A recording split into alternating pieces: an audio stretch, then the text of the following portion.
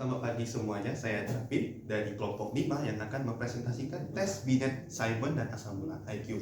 Juga ada teman-teman saya sekitar ini dan kita mulai dulu untuk slide pertama. Jadi yang dimulai dengan latar belakang, yaitu pada awal 1900-an, pemerintah Prancis meminta Alfred Binet untuk menciptakan tes yang dapat mengidentifikasi anak-anak yang kesulitan belajar di sekolah. Binet bersama dengan Theodore Simon mengembangkan tes yang bertujuan mengukur kemampuan kognitif anak-anak seperti kemampuan berpikir, analisa.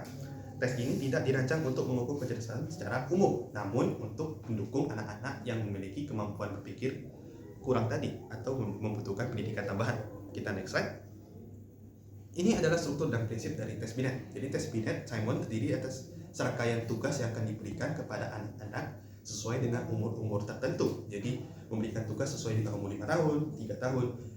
Jadi juga di sini tugasnya dirancang untuk mengetes kemampuan mental mereka, seperti menyelesaikan tugas kompleks. Habis itu juga ada standar tertentu pada setiap umur. Kemudian pada tahun 1906, Goddard dipekerjakan oleh Binet Training School untuk meneliti klasifikasi dan pendidikan anak-anak feeble mind.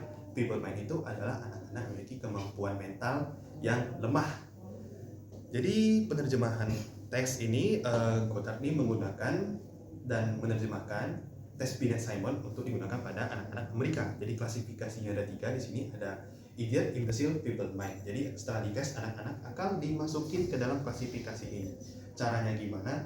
Tidak dimasukin sini, tapi nanti misalnya umur anak 5 tahun. Kemudian ada yang dites adalah kemampuan mentalnya 10 tahun. Jadi nanti 5 dibagi 10 dikali 100 akan menghasilkan IQ yang akan dimasukkan ke dalam klasifikasi ini. Next, untuk teman saya. Halo, nama aku Kafka Ridho Ramadan. Jadi di sini aku menjelaskan tentang awal mula konsep IQ. Jadi Alfred Binet dan juga Simon itu mengembangkan tes pada abad ke-20 untuk mengidentifikasi anak-anak dengan kebutuhan pendidikan khusus. Tes ini dirancang untuk menilai kemampuan kognitif dan juga memprediksi keberhasilan akademik. Selanjutnya oleh teman saya akan dijelaskan.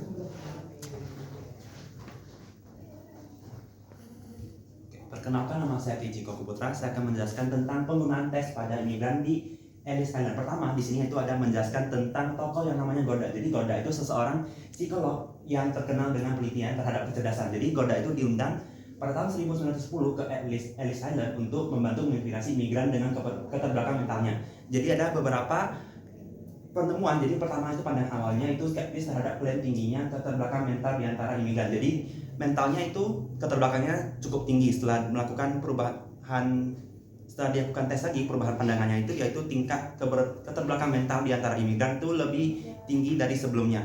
Jadi terakhir itu ada hasil tes yang kontroversial. Yang pertama adalah 83% Yahudi, 80% Hungaria, 79% Italia, dan 87% Rusia.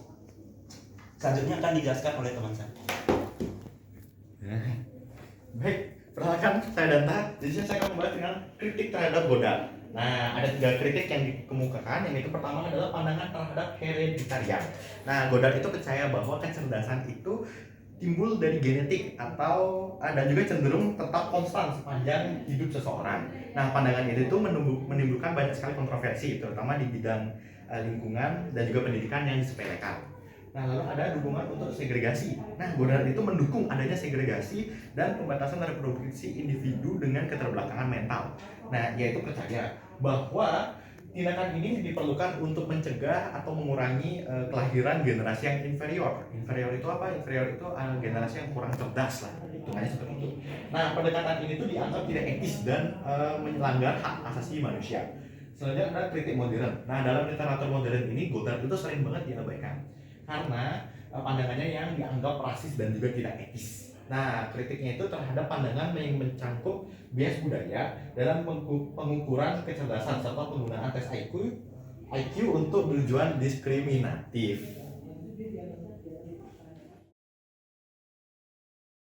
Perkembangan tes intelijen di Amerika Serikat. Louis M. Thurman mempopulerkan tes IQ dengan dia membuat revisi pada tes Binet-Simon atau Stanford Binet pada tahun 1916. Revisinya itu tentang yang pertama, penggunaan skor IQ, yang kedua, penambahan jumlah item tes, dan yang terakhir, yang ketiga, standarisasi yang lebih baik. Stanford Binet ini menjadi standar tes intelijensi selama beberapa dekade sampai muncul skala Welcher, di mana skala Welcher ini memberikan lebih dari sekedar skor IQ global, termasuk subtes dan skor verbal performance IQ. Terima kasih.